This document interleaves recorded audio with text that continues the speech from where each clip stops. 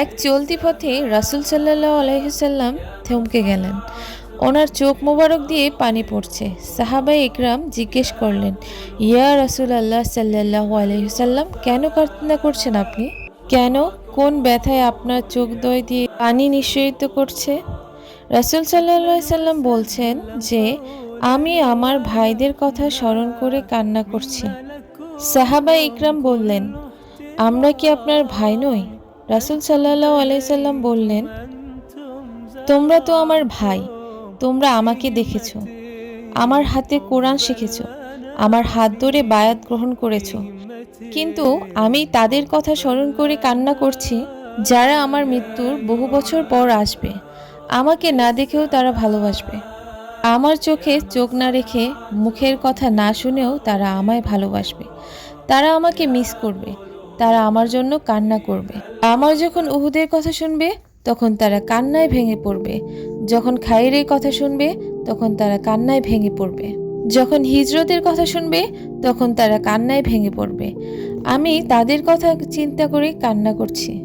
রাসূল সাল্লাল্লাহু আলাইহি সাল্লাম এমন একজন মায়ার নবী ছিলেন। মসজিদে নববীতে একটা গাছের ডাল ছিল। সেখানে হেলান দিয়ে রাসূল সাল্লাল্লাহু আলাইহি সাল্লাম জুমার দিনে খুতবা দিতেন এবং একটি ছোট সংস্করণের কারণে সেই গাছটিকে ফেলে দিয়ে সেখানে একটি মিম্বর বসানো হয়। পরের সপ্তাহে গাছটিকে সরানো হয়। সাহাবায়ে ইকরাম শুনতে পেলেন শিশুর কান্নার শব্দের মতো একটি শব্দ। রাসূল সাল্লাল্লাহু আলাইহি সাল্লাম বুঝতে পারলেন সেই মরা গাছটা কান্না করতেছে। রাসূল সাল্লাল্লাহু আলাইহি সাল্লাম সেখানে গেলেন, গাছটাকে আদর করলেন। কান্নার শব্দ বন্ধ হলো। যেভাবে একজন শিশু কাঁদলে মা বাবা কোলে নিলে শান্ত হয়ে যায়। এবং সব থেকে হৃদয় বিদারক ঘটনা হচ্ছে, রাসূল সাল্লাল্লাহু আলাইহি সাল্লাম যখন এই পৃথিবী ছেড়ে চলে যান, তখন হযরতে বিল্লাল রাদিয়াল্লাহু তাআলা আনহু মদিনা ছেড়ে চলে যান। তিনি আর আজান দেন না। দীর্ঘদিন পর হযরত বিল্লাল রাদিয়াল্লাহু তাআলা আনহু স্বপ্নে রাসূল সাল্লাল্লাহু আলাইহি সাল্লামের দর্শন পান।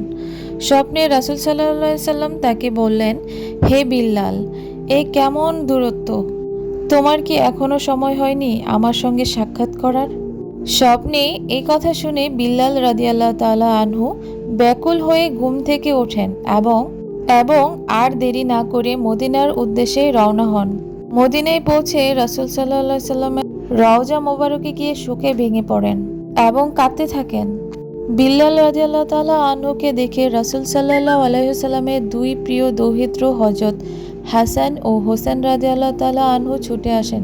তারা বিল্লাল রাদিয়াল্লাহু তাআলা আনহুকে জড়িয়ে ধরেন এবং অনুরোধ করে বলেন, আমাদের প্রিয় নানা ভাইয়ের সময়ের মতো একবার আজান দিন। রাসূল সাল্লাল্লাহু আলাইহি সাল্লামের দুই নয়নের মনির অনুরোধে বিল্লাল রাদিয়াল্লাহু তাআলা আনহু ফেরাতে পারলেন না। তিনি মসজিদের ছাদে উঠে আজান দেওয়া শুরু করলেন। যখন বিল্লাল বললেন, আল্লাহু আকবার, আল্লাহু আকবার, পুরো মদিনা শহর কেঁপে উঠল।